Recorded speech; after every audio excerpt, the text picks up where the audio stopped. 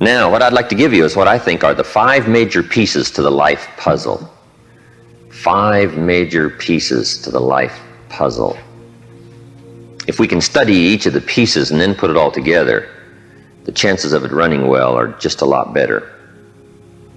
Mr. Shoaff gave me a simple formula when I first met him, and let me give it to you. He said there's usually about a half dozen things makes 80% of the difference. There's about a half dozen wealth things, about a half dozen health things that can give you the 80% solution to the problem. Then Mr. Shoaff said, be a student of those half dozen basic things. Pretty good advice. Success is not doing extraordinary things. Success is doing ordinary things extraordinarily well. So if you just learn to do it well, key things well, learn to speak well. Poor people can talk and rich people can talk. Looks like rich people talk better.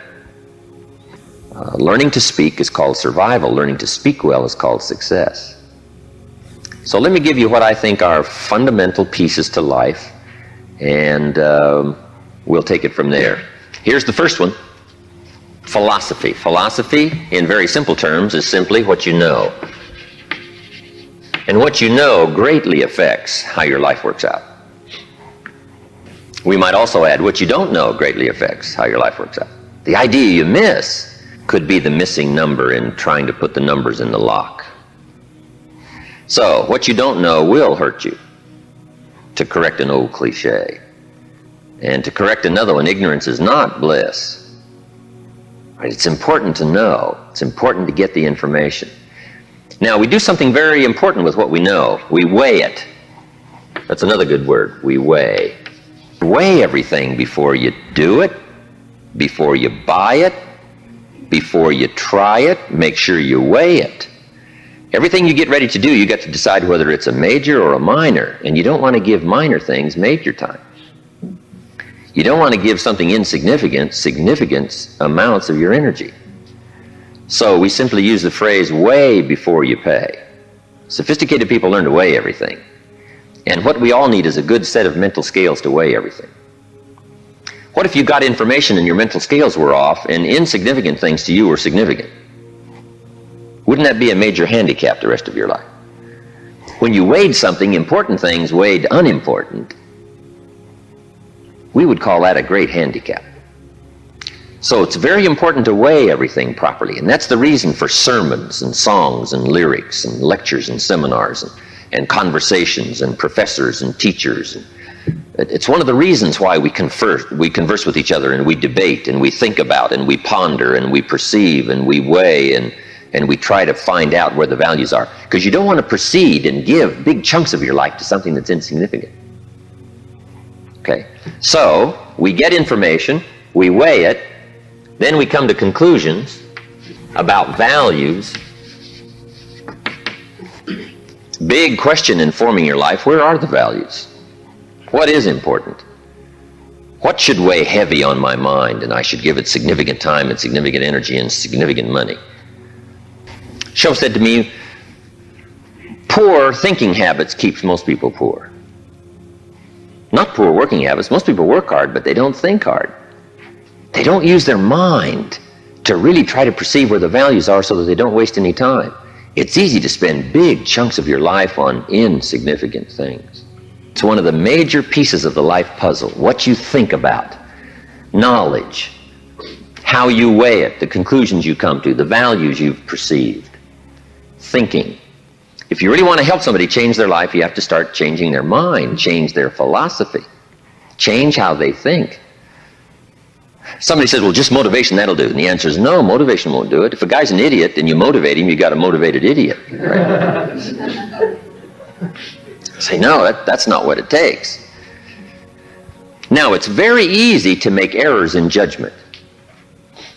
Errors in judgment. I'm now teaching people, even after they're out of school, university, college, they should read at least 1 or 2 books a week. It's easy when you get out of school, right, and get a job to just sort of let that all slide, not keep up the learning process.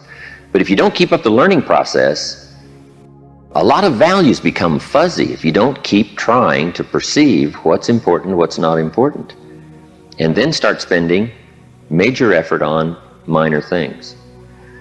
So we have to keep learning. What if a guy spent his book money on donuts? Right? We would call him greatly deprived mentally. In 10 years, the guy's bought 2 tons of donuts and only 2 books, right? Mostly with pictures, right? And he wonders why his life isn't working well. Reason. After he got out of school, he didn't keep up the flow of ideas that can help to refine your business and help to refine your decisions and help you come to better conclusions. You've got to keep up the learning curve, even after you're out of school, to make sure that you're not making errors in judgment. The reason why most people wind up average at age 40 instead of rich is simply an error in judgment about what to do with your money. What would you suggest a 15-year-old start as a plan to do with their money so that by 40 they're rich instead of average?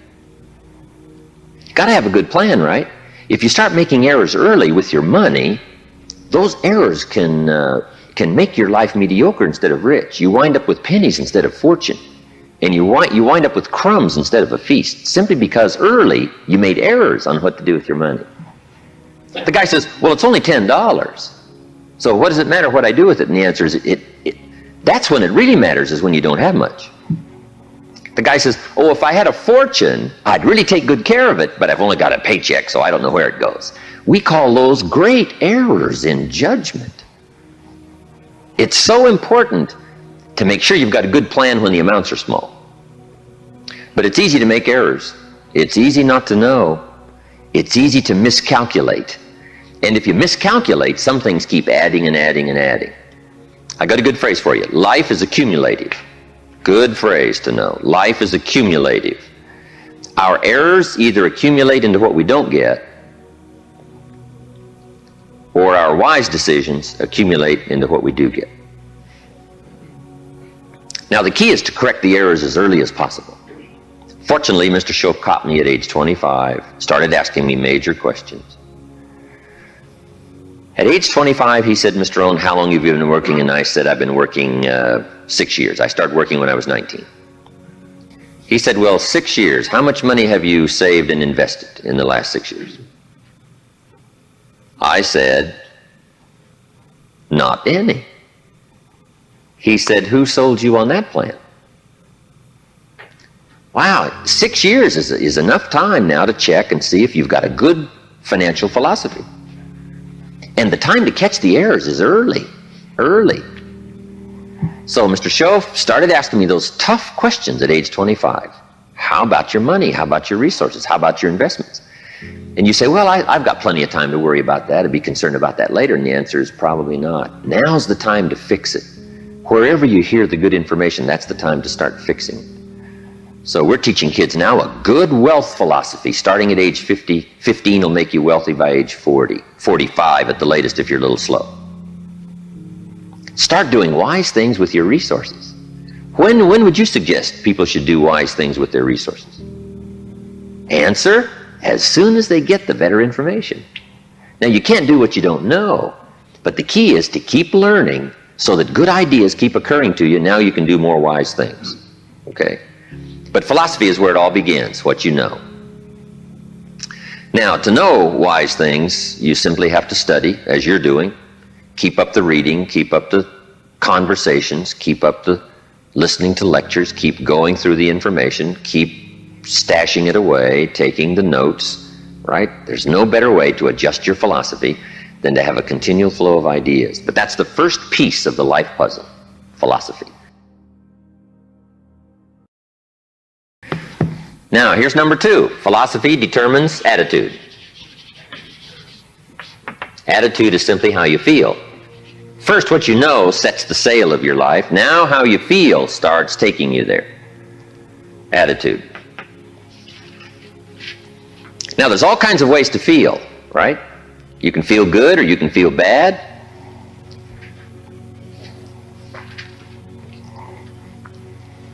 Here's one attitude. If this is all they pay, I'm not coming early and I'm not staying late on the job.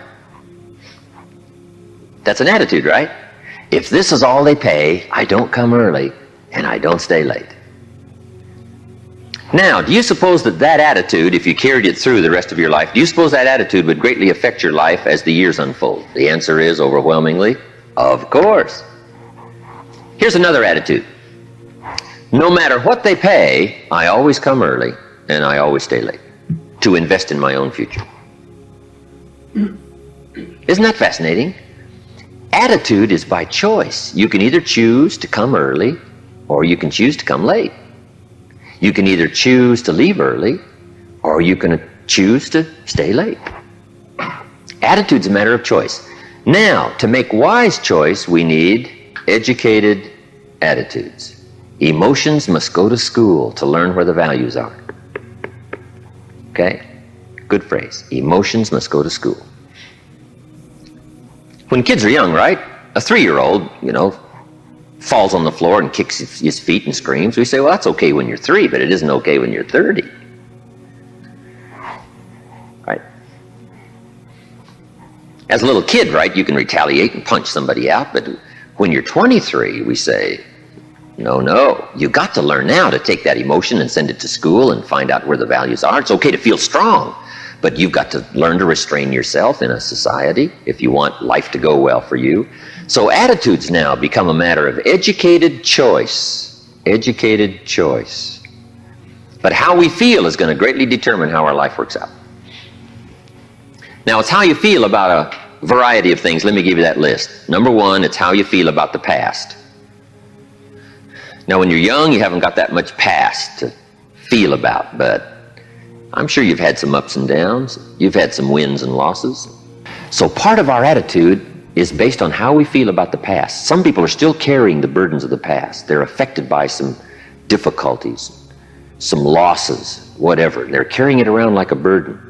Instead of using the past as a school, they're using it as a threat to their life. So part of it is solving the attitude about the past, how you feel about it. Number 2, it's how you feel about the future. Facing the future, very important, key part of our life. Now, there's 2 ways to face the future. Here they are. 1, anticipation. That's one way to face the future, anticipation. Here's the other way, apprehension. Now, most people face the future with apprehension, primarily because they bought somebody else's view. They don't have their own future well designed. So in the absence of having your own future well designed, you have a tendency to be persuaded to buy somebody else's future. Here's what's going to happen, here's what's going to happen. Boy, it's easy to let your days be clouded by all of that. So some days, somewhere along the line, you've got to start settling for sure how you feel about the future. And how you feel about it greatly determines what you do. If you don't feel good about the future by having goals set, you take what we call uncertain steps. It's difficult to be confident about the day if you don't have your future well designed. So here's one of the keys to do about your future. Set goals, write them down, design the future. Where do you want to go? What do you want to do? What do you want to be? What do you want to see? What do you want to have? What do you want to share? Even if it all changes 12 months from now, the key is to start making a list now. The cities you want to visit, the people you'd like to meet, your health goals, your investment goals, all that stuff. Start writing it, putting it in a journal somewhere. And let it all change as time unfolds. Something that you think is very important right now, 2 years from now, you'll say, that was kind of foolish. How come I thought that was so important, right? Because you'll grow beyond that. But right now it's important to get as clear a picture as you can of the future. Set your dreams, set your goals. Because it's important. How the day goes is greatly determined by your confidence about the future. Now here's another attitude. It's how you feel about each other. It's how you feel about society and the community and the country. It's very important.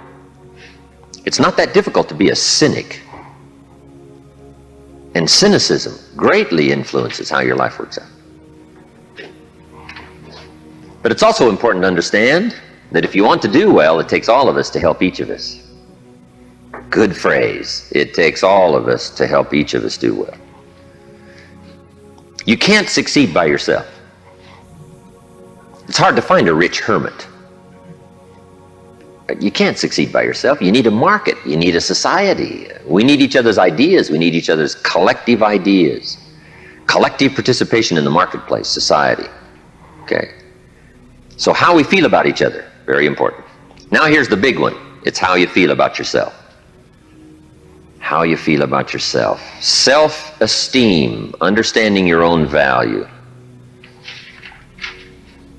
Boy, if new discovery starts to unfold for you, that you've got the brains, you've got the talent, all you need is instruction, all you need is some coaching, all you need is some help, all you need is some advice, some experience. If you're headed down the wrong road, hopefully somebody's already been down that road where the bridge is out. And they come back saying, don't go this way anymore, the bridge is out. So we take somebody else's advice and we say, wow, I'm glad you came along, I'm heading down this road. So learning from other people's experiences, picking up all the ideas so that we can feel good about ourselves. Now, self-esteem primarily comes from engaging in the disciplines that lead to value. Self-esteem comes from engaging in the disciplines that lead to value. We don't lack potential, but to bring value from potential, we need the disciplines. Now, one of the major things that makes us not feel good about ourselves is not engaging in the disciplines. If you keep letting yourself off the hook, or just ho-humming it and letting it all slide, then you don't feel good about yourself. Best is the ant philosophy, right? To feel good about yourself, do your best. Gather all you can during the summer. We call that the ant philosophy. Ants don't settle for half. They go for all. All you possibly can. Do the best you can. It's the greatest lift of self-esteem is doing the best you can. Okay? So attitude plays such an important part in the 5 pieces of the life puzzle. Now, what's next? Number 3. First is philosophy. Second is attitude. Philosophy and attitude determines activity. Activity is what you do. Key phrase, success is a doing. You actually now have to do it.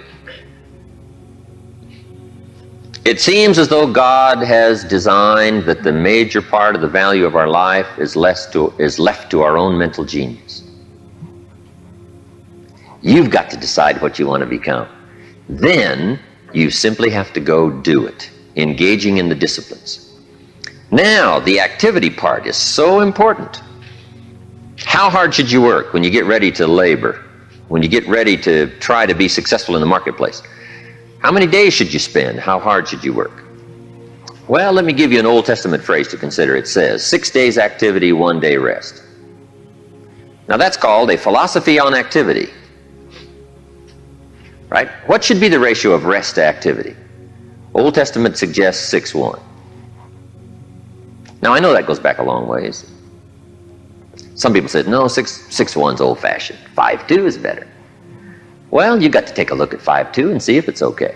You don't just want to buy somebody's philosophy without seeing if it leads to fortune, and if it leads to unique things, wonderful, it's probably good. But you have to check out if 5:2 is okay. Would 4:3 be better? I don't know. You got to check everything. I do know this, good phrase, don't rest too long.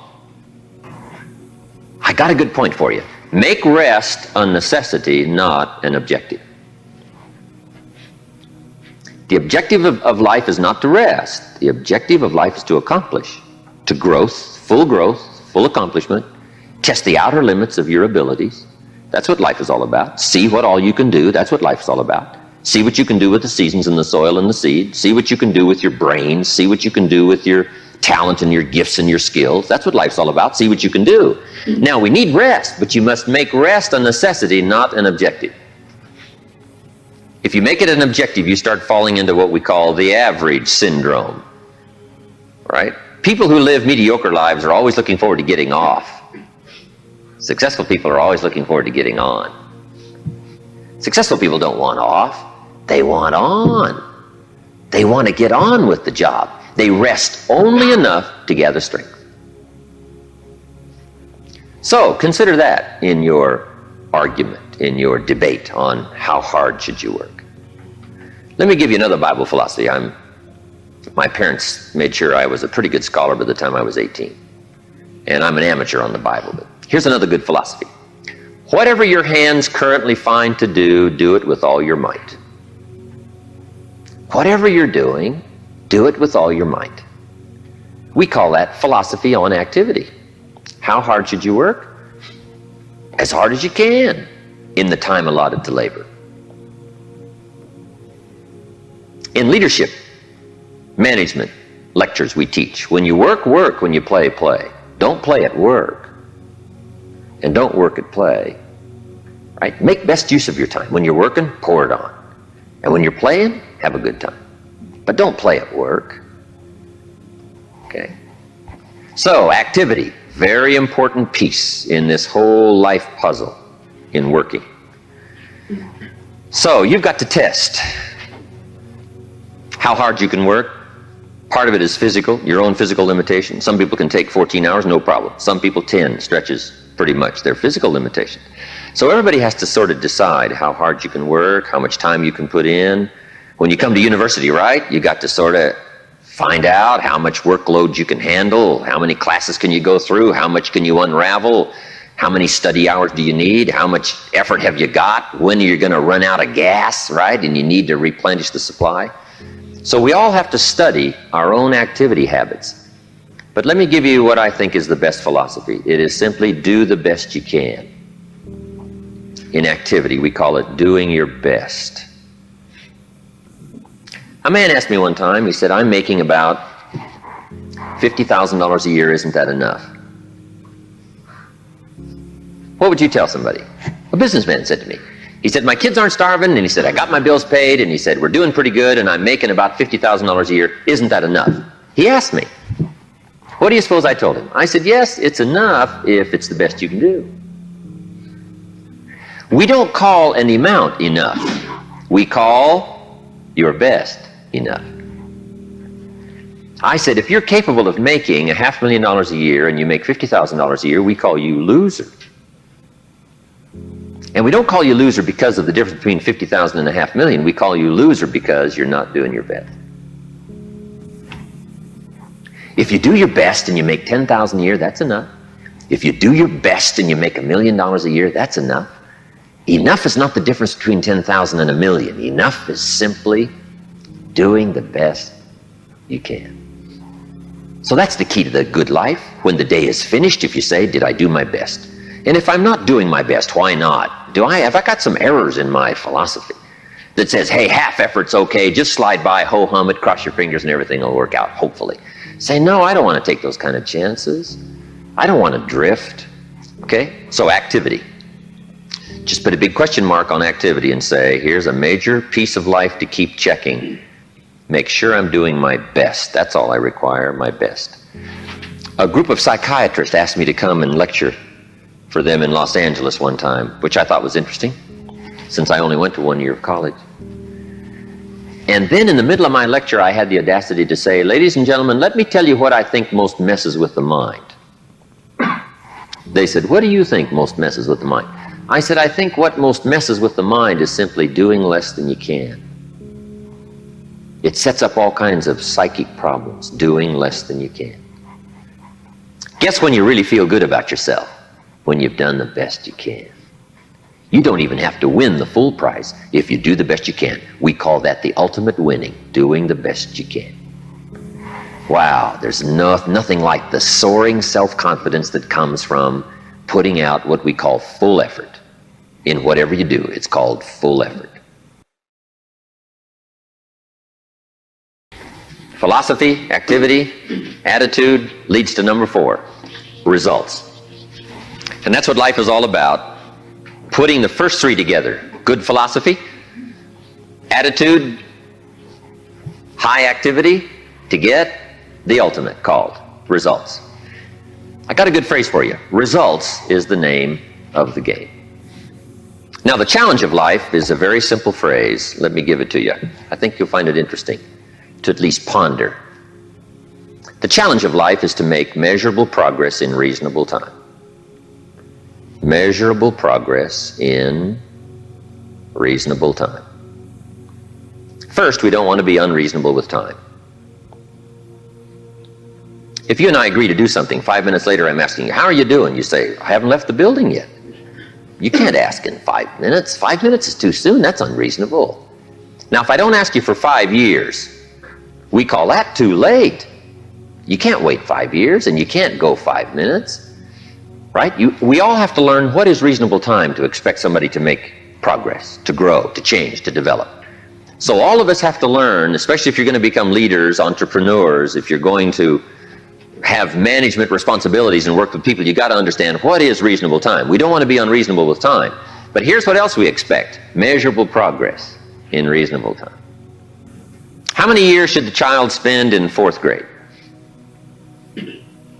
Approximately.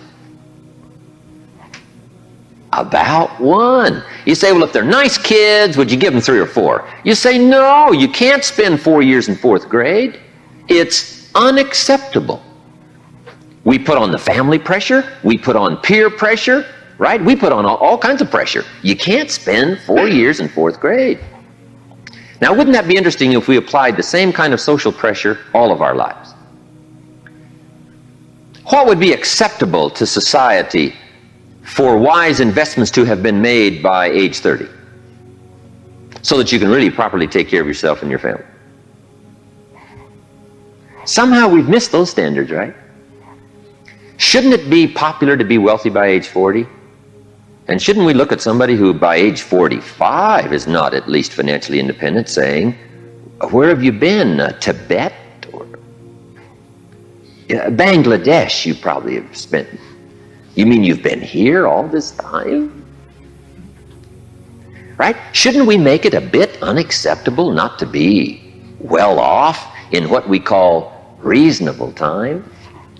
But what if a guy spent his potential fortune on non-essentials from age 15 to age 45? Shouldn't we call that unacceptable?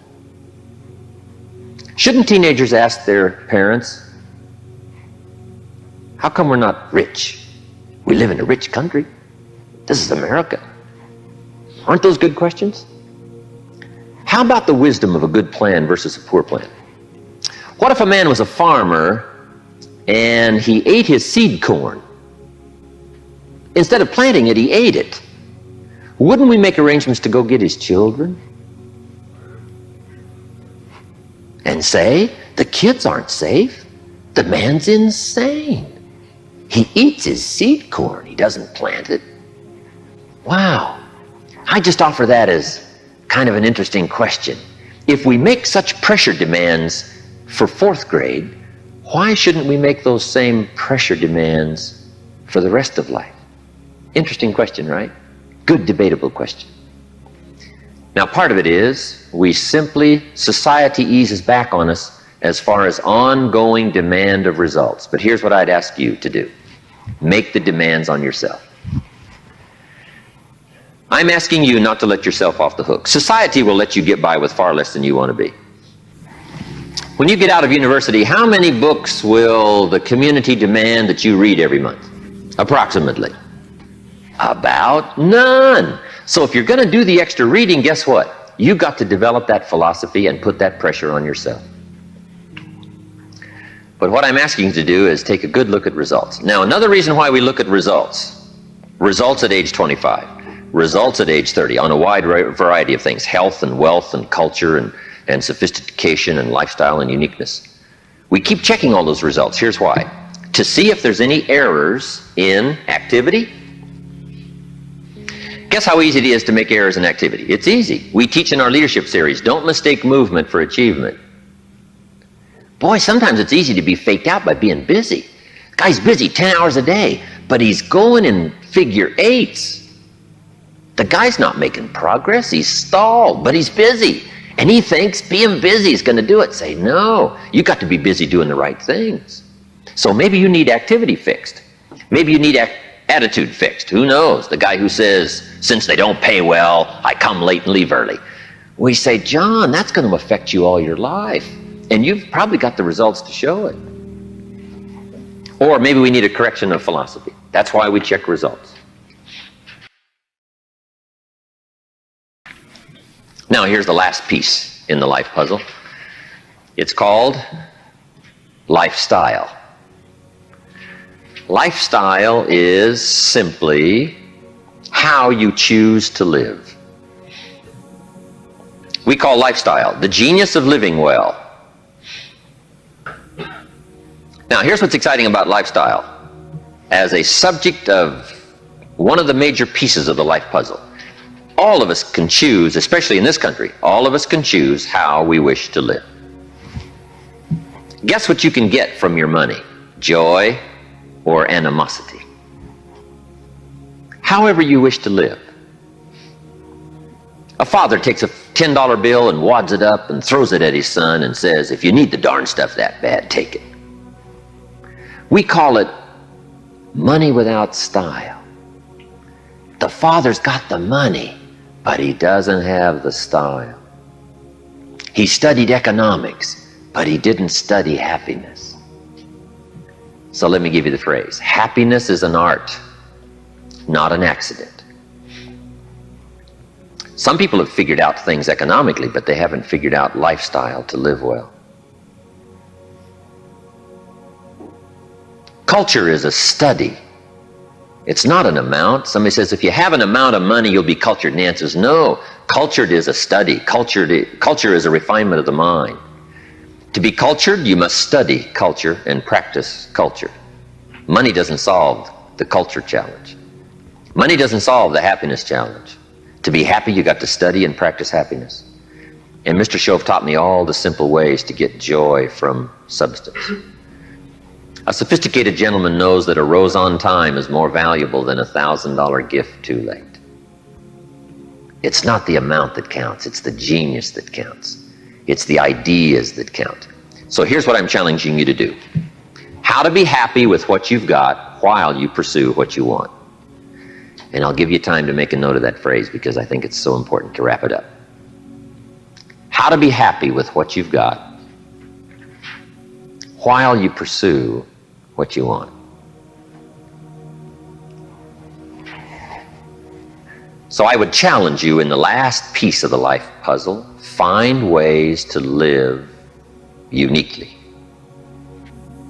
Now, if you look at your life on all these 5 pieces, this is why I'm asking you to just go back through and review these notes. How am I doing on philosophy? Are there some things I don't know? Am I making some errors in judgment that's going to bring me to no good end, right? 3 years from now, 5 years from now. Key phrase, 10 years from now you will arrive. The question is where? Good question, where? And the follow-up is, now's the time to fix the next 10 years. Now's the time to fix the next 10 years. And hopefully with the discussion of these 5 subjects, we've given you some viewpoints, at least from my experience. And hopefully I've done a little coaching here today, and you can take these subjects and debate them and talk about them and think about them, and they'll help you with life in the future.